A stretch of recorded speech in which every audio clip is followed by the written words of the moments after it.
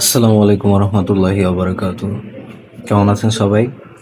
আশা করি সকলে অনেক বেশি ভালো আছেন।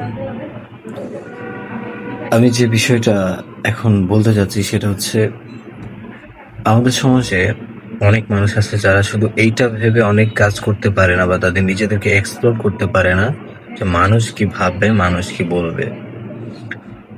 তো আমার মনে হয় যে এই জিনিসটা থেকে আমাদের বের হয়ে আসার এটাই সময়, এটাই উপযুক্ত সময়। আপনি যত লেট করবেন আপনি তত রিগ্রেট ফিল করবেন।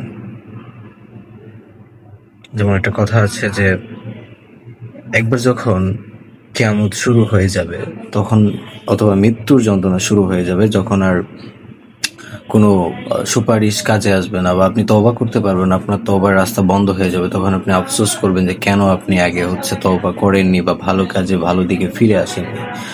তো এই যদি আপনি দুনিয়াবি চিন্তা করতে যান সেক্ষেত্রে আপনি তখন রিগ্রেট ফিল করবেন যে কেন আমি তখন সমাজের কথা ভেবে আমি আমার এই কাজটা থেকে বিরত থাকলাম বা আমি এটা স্বাচ্ছন্দ্য বোধ করতাম না আমি এটা করার জন্যে।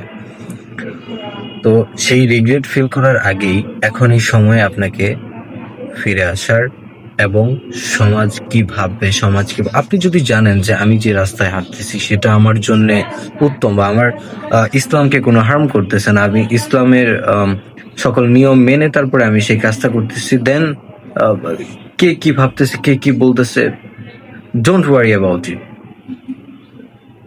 আপনি আপনার কাজটা সঠিকভাবে করে যান, ইনশাআল্লাহ আল্লাহ তাআলা আপনাকে সফলতা দান করবেন।